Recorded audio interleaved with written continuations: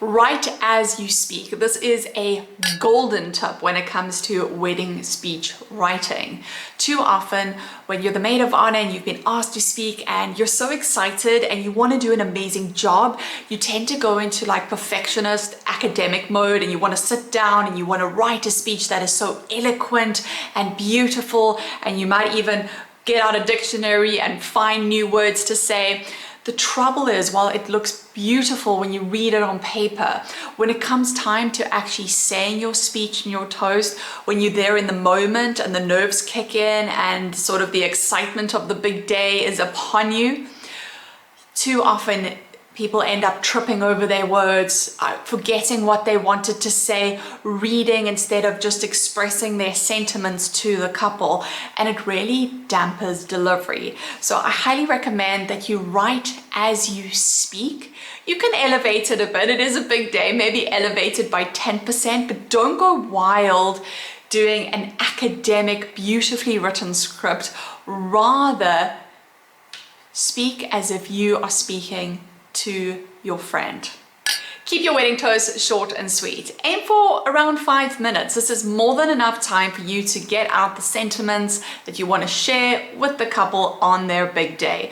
Remember, if you're already feeling nervous, don't find extra words and stories to just fill up the space so that you can be speaking for longer. Short, sweet, and impactful always lands better than long-winded. You're not the only one that's going to be speaking on that day. So, all that time of all those speeches add up. The guests that are all listening will enjoy speeches. They start needing the bathroom. They start feeling distracted. They start wondering, when is the food coming? Because they're hungry. So we want to keep it short and sweet, remembering that others are also coming up to give toasts on the big day. Oh, by the way, hi, Meg here, founder of the Timeless Wedding Toast. Let's get into tip number 8. That is sharing love stories of the couple's journey to the altar. Stories are phenomenal for captivating an audience, but also for you to help you remember what you're going to say, because you probably shared these stories before. So simply choosing the right stories that are easy to remember makes your toast come a lot more natural when it gets time to delivering your speech. But here's the thing about stories. While selecting love stories, we want to make sure that we're always portraying both the bride and the groom in the best possible light. And this brings me to our next tip, which is don't say inappropriate stories. If you can't say it in front of your granny, you shouldn't be saying it in the wedding toast. And don't use insider jokes. Reason for this is that the inside jokes, while they may have meaning to you and the couple, they are incredibly isolating, and a large portion of the guests in attendance will not understand. And when they don't feel included, they start to switch off, and then it's very difficult to get them to start listening to you again. So if you want to give a speech that captivates, don't use those insider personal jokes. Rather go for those love stories, because that's where everybody wants to celebrate. Everybody wants to celebrate the love, the joy of this couple, and they also want to feel like they played a pivotal role in getting the couple to the altar. So writing your speech is one part of the equation. The other is delivering it. If you need assistance with this, check out the Timeless Wedding Toast Masterclass. This is a series of on-demand videos and weekly live coaching sessions where I can help you not just to write your speech, but also to deliver it. Let's take a look at tip number 6, which is simply to actually practice this toast out loud. Too often we think, okay, I'm going to memorize it, I'm going to read my script, and as you're reading it, you are saying to yourself, okay, yeah, I've got that paragraph, I know how to say that, and you're reading much faster than what you would actually speak.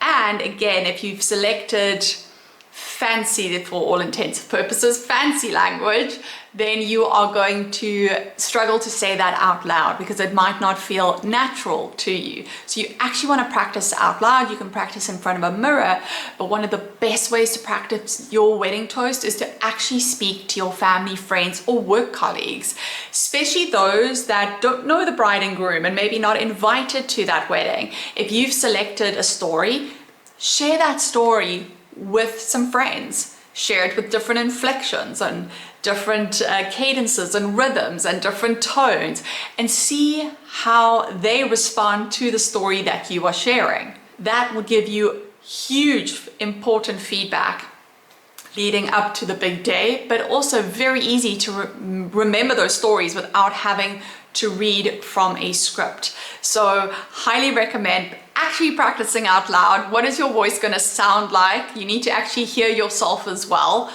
and get feedback from family and friends on what you have to say. Don't be shy. You've spent time and energy crafting this incredible speech, and so we want to make sure that we share it and get feedback on it before the big day. So this has had a negative impact on many a wedding speech, and that is overindulgence in alcohol. Never underestimate the effects of alcohol on a day like a wedding, where emotions are already running high. You might already feel a little nervous about your speech, stressed out about your speech, and you want to deliver a beautiful speech. And so all these emotions come in together, and of course, just being surrounded by the love and the joy of the day, this can all get amplified by alcohol in a way that can really hinder your speech. So of course you want to be able to actually say the words. You don't want to be so sloppy drunk that you can't talk. But more likely what's going to happen is, if you overindulge in alcohol, you may become overly emotional and struggle to actually get through your speech without crying. Now, while emotion is good, and if you do cry during your speech and it's authentic, that just heightens the beauty of the day. Okay, you're telling the people that you love how much you love them. But that's very different from, I've had too much to drink and I'm sobbing uncontrollably. So let's mitigate that risk by not overindulging in alcohol. Now, reality is many brides and their bridesmaids are drinking champagne while getting ready, and then there's the ceremony, and then there's drinks afterwards and photo shoots. This brings us to the next tip, and that is to drink water. Water is your friend. An hour before you are going to speak, drink water. One, this will sort of alleviate some of the effects of drinking too much champagne beforehand. But more importantly, when you're giving a speech, you're going to be using your vocal cords. You've probably been talking all day to friends, families. You might have been shouting woohoo, and your vocal cords are going to get fried, and that fry can actually make it harder to speak and to project.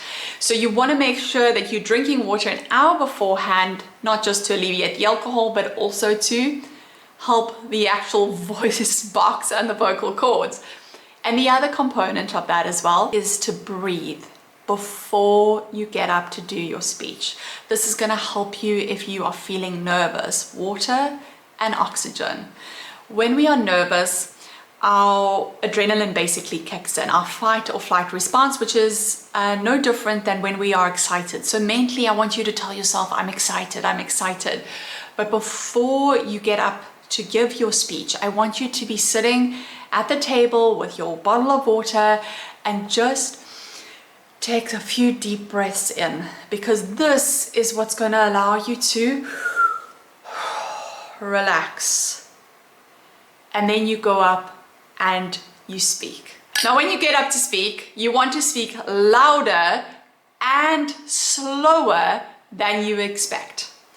Why? Because one, you're speaking to a large audience, right? A whole room full of people, of fabulous guests that want to hear what you want to say. So you want to make sure that the person sitting right at the back can actually hear you, whether you have a microphone or not. Okay, so you want to make sure that you are projecting, and in order to project, you need to breathe and get oxygen in.